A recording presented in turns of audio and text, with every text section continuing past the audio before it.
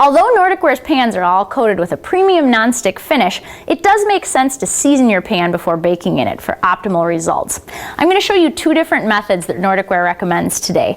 One for a more simple design, such as our classic Bundt pan that just has sort of a smooth design on the inside. And then I'm also going to show you what we recommend for a more intricately shaped pan. Many of Nordic Ware's pans have lots of little cracks and crevices and details that are very hard to reach with a traditional greasing and flouring method, so we have another way to solve that problem. All I'm going to do now is take a little bit of butter, and I'm going to take a piece of kitchen paper towel, put the butter on the towel. The butter's been sitting out on the counter for a little while, so it's nice and soft and is going to be easily pliable on the inside of the pan. I'm just going to move it up the sides of the pan and in every single crack and crevice of the Bundt design, just working it up the edges, and we're going to go all the way around the pan. This just ensures that you have perfect release in every part of the cake, because there's really nothing worse than spending an hour in the kitchen making your batter, baking your cake, letting it cool, and then going to turn it out of the pan and having the cake stick. And we have definitely all had that happen before. Now I'm just getting the center cone of the Bundt pan. You want to get it inside and out. This is oftentimes where I find it sticks the most, so just make sure you're getting down inside of there. So we've worked our way around the pan.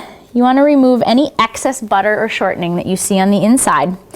And then we're going to take some flour. Now if you're baking a light colored cake, like a spice cake or a vanilla or a butter cake, you're going to want to use flour to dust the inside of the pan. However, if you're making a chocolate or dark colored cake, you don't want to use flour because it's going to leave a white residue around the outside of your dark cake. That doesn't make a very nice presentation. So this is for light colored cakes. You're going to spread flour around. Since we don't want to make a mess all over our countertop, we're going to come over here to our garbage, and we're going to just sort of tap the flour out into the garbage can. You're going to give it a couple of good firm taps on the side so that you remove all of the extra flour that you don't need, because otherwise it will stick to the outside of your cake, which doesn't make a very nice presentation. Now, as I was mentioning earlier, you don't want to use flour if you're baking a dark or a chocolate cake. You're actually going to use cocoa powder. You can do the same thing that we just did here, which is greasing your pan with a shortening or a butter. But instead of the flour, you're going to put a little bit of cocoa powder in there. Then you don't get the white residue on the outside of your cake. Buttering and flouring a more intricately detailed pan, such as Nordic Ware's gingerbread house cake, would take the better part of a day. So I'm going to show you the other recommended method that Nordic Ware suggests for greasing a pan such as this. Everyone's familiar with baking spray, but there are certain kinds of baking sprays that are available at the grocery store or specialty food stores that actually have flour inside of the spray. Now, the one we recommend is Baker's Joy, but there are other ones such as Pam for baking.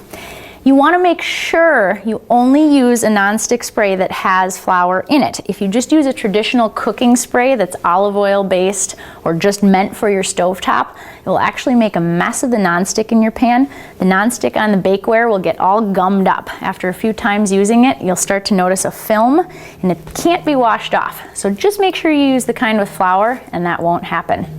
Now, when you do this, you don't want to get it sprayed too thick anywhere. So we're going to do short bursts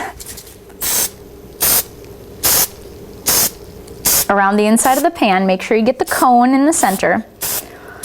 And before you're ready to put batter in the pan that you've just sprayed, you're going to want to take a pastry brush. Now, I recommend one that has natural bristles on it.